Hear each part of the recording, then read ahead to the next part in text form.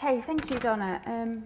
Not being an organiser, I would like to start by thanking the organisers. It's an absolute pleasure to be here with people that I respect and like so much and have worked with so long on this History of Bioethics conference. And it's with some trepidation I follow Soren, who's given me an awful lot to think about in my own work.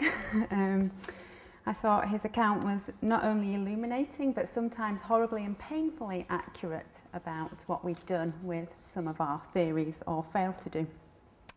I'm going to speak for 20 minutes as instructed to leave some time for discussion, but it may be that we have that later.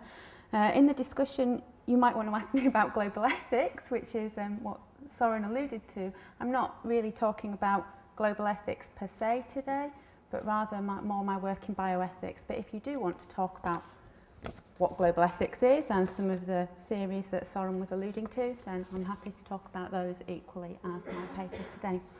So like Soren, I am not a historian, and I am married to a historian who is horrified that I am coming to speak about the history of bioethics. I apologise publicly to my husband. Okay, I'm also a philosopher in that I have a paper still. So the PowerPoint is a homage to bioethics, but my mode of training and happiness is with a paper, so I will give a paper. Okay, so a lot of what I'm going to say today will be very familiar to those of you who know my work in this area, so I'm going to start by apologising for boring those of you who know it well. But the claims that I've been making and others have been making, particularly Ruth here, for a while about the inadequacy of the individual model of bioethics continue to be important, and they become even more pressing as we look globally and into the future, and particularly as we think about future-orientated research projects such as biobanking. And while there has been some significant progress in addressing these issues and moving towards non-individual models, this still remains the dominant model in much of bioethics. And the problems with this model are not insignificant, especially when one thinks about global bioethics. Most importantly, the dominant model fails to recognise context-related harms and harms to third parties.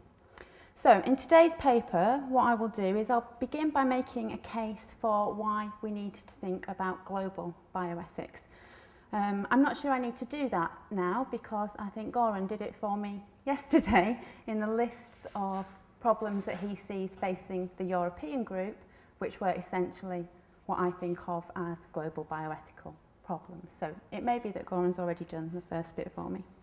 After that, I'm then going to outline the story so far, the nature of the current dominant model and its ascendancy. I will explain why it is inadequate to address current injustices, and I'll focus on genetic ethics, although there are lots of parallel areas which I could have focused on and have elsewhere. And I'm then going to map responses to this, the communal turn in bioethics. And then my conclusion will be about the next chapter. And I will suggest that what we need to do is consolidate this communal turn in some areas and introduce it in others. Otherwise, even our best practices will not be sufficient to prevent injustices. So I hope that while this may be familiar, it will be a useful contribution nonetheless, because it directly speaks to today's focus. It's essential to understanding the story of bioethics. The failures of the current model are rooted in its history, and this history is in part responsible for the difficulties involved in supplementing this model and developing appropriate global bioethics. Okay, first then, the premise is that any effective bioethics framework must be global, and by extension that the practices and processes which the framework endorses must be adaptable and applicable globally. Now, this is not to claim that we need a single one-size-fits-all practice. Indeed, I think that's what we have now, and it's not working. Nor is it to claim that all health policies should be homogenised and standardised. Policy and practices must, in contrast, be implemented locally and be context-specific and appropriate. So some reject this claim that bioethics should be global, and for very different reasons. In particular, and something I've discussed elsewhere, and again that Goran alluded to yesterday, some Asian and African thinkers reject it on the grounds that bioethics is fundamentally Western. Conversely, I argue that not to have a global bioethics is in fact to ignore the reality of current scientific and health-related practice and research. Moreover, refusing to develop a global response does nothing to prevent the onward march of global scientific practices or Western practices. It just means that we fail to arm ourselves with the necessary tools in order to address such practices. So I think this claim that medical and scientific practice are global and that bioethics should be too is not really controversial, and I think a few examples demonstrate this. First, many bioethical laws, norms and guidelines are already global, making at least some ideas and standards, as well as some practices, like consent, which I'll discuss later, global. Think, for instance, of the Declaration of Helsinki, or WHO definitions, and even the global health aspirations expressed in the right to health, part of Article 25, and the right to an adequate standard of living. Second, medical research is global. The pharma companies who fund and engage in research, they are multinational companies. The funding and practice of research takes place in multi-site settings, and the resulting products, drugs and services of research are utilised and marketed globally. This is true of all research, but relevant for today's discussion, it's particularly true of some of the issues in population genetics. And I think there are three reasons for this. First, the human genome is rhetorically spoken about as the common heritage of humanity, and in some senses it is at least rhetorically regarded as belonging to all. Second, many of the scandals regarding the failures of the individual model have been in this area. And third, population and genomic research is primarily about groups, and therefore it requires ethical frameworks which recognise this. And for these reasons, and here more than anywhere else, there is a general acceptance of the inadequacy of individual models alone, and it's here that alternative and additional models are most developed. Third, intellectual property regimes are global, something that affects not only research but global health. So the nature of IP laws and norms dramatically impact both on the types of diseases that are researched, the diseases of the rich, and on the ways in which research is carried out, secretly and separately, rather than openly and collaboratively. So you can think, for instance, about the current controversies regarding the global market in drugs and the limits imposed by TRIPS on the manufacture and export of generic drugs. Here, the global nature of the patent regime dramatically limits what is available, particularly in low and middle income countries. Fourth, medical and reproductive tourism is globalised. The medical tourist moves from one legislative area to another in order to obtain treatment or procedures which are not available or less easily available in their home country. This includes travelling for things like physician-assisted suicide, travelling to countries with public health services in order to gain free treatment, or travelling for cheaper cosmetic surgery, the so-called cut and beach holidays, and travelling to relatively poor countries to purchase organs from live donors. And also it includes reproductive tourism. Clearly this kind of medical tourism is by definition international. It only happens because you're moving between jurisdictions. But also, particularly as evidenced in the organ and gamete markets, it is global, shown well in the recent Google baby film, where eggs are bought online from US donors, gestated in Indian wombs for Israeli recipients. Fifth, and glaringly obvious, is the global nature of health threats. The interconnectedness of populations means that health threats such as pandemics will now always be global. Think of the trajectory of AIDS, certainly a global threat, although the resulting burdens fall very differently depending on the resources of different countries. Or more recent threats, such as SARS or swine flu. No longer can such diseases be regarded as containable or localised. They are global. So these few examples show, I think, convincingly that scientific and medical practice and research are already global.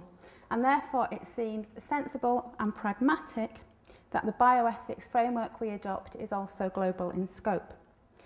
The next section of the paper suggests that the current model is inadequate for this global task, primarily because it recognises only one type of injustice, and it ignores injustices which arise from our connections to other individuals and to groups. The current dominant model of bioethics is concerned with protecting the individual. This is done primarily by ensuring that individual ethical practices of informed consent and confidentiality are always applied and respected. And there are many good reasons for why the current model emerged as it did, for why it became so important, and indeed why it is so embedded and difficult to revise. The rise of individualism in bioethics and the reasons for its continuing are particularly relevant for this workshop and for the history of bioethics. In part, the individualism of bioethics arose from the individualism of clinical practice and medicine itself. Because medical ethics began as a professional ethics concerned with the duties of doctors to a specific patient, the individual was obviously and appropriately the focus of ethical concern. And since the Hippocratic Oath, confidentiality has been owed by the practitioner to the individual patient, and this has been regarded as an important pillar of medical ethics. The focus on the individual alone, and almost to the exclusion of all other sites of ethical concern, became stronger in the mid-20th century as a direct response to the horrors of Nazi experiments. The need to protect the individual against communal claims for the goods of scientific progress, or indeed against any communal or public good claim, became clear dramatically and tragically as the extent of Nazi research emerged. Thus, individual informed consent became established as the necessary and often sufficient mechanism by which to protect the individual and to ensure ethical practice.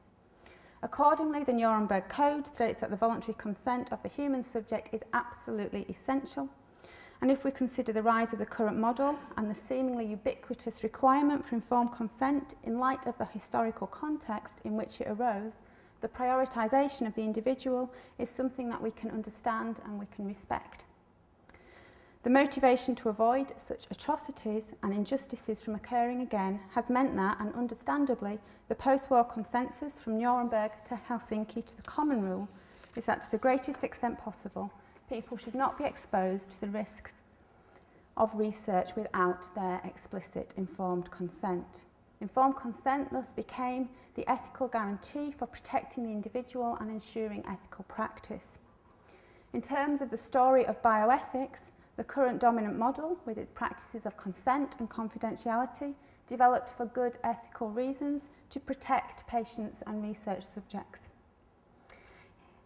Indeed, the fear of paternalism, which has so dogged and inhibited bioethics, can be traced to the understandable fear that individuals might be sacrificed for some communal good.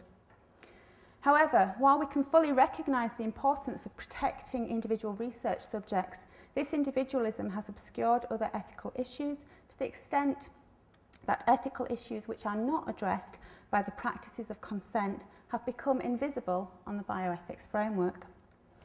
Roger Bransford terms this obsession with consent as the fallacy of sufficiency, that it is false to think that consent is enough to render an act ethical, and equally that it is false to think that consent is always required, the fallacy of necessity.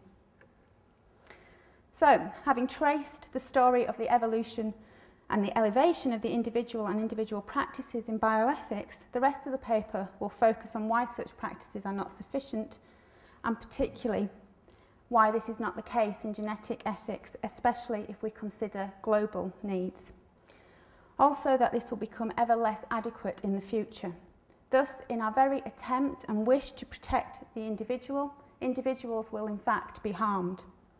Only by protecting and respecting the groups from which individuals come and the relationships which are important to them can individuals in fact be properly respected. Both confidentiality and informed consent assume that the only person who needs to be consulted or protected is the individual. Essentially, that the patient's health information only has interests to them. Very obviously, in the genetic era, this is not true.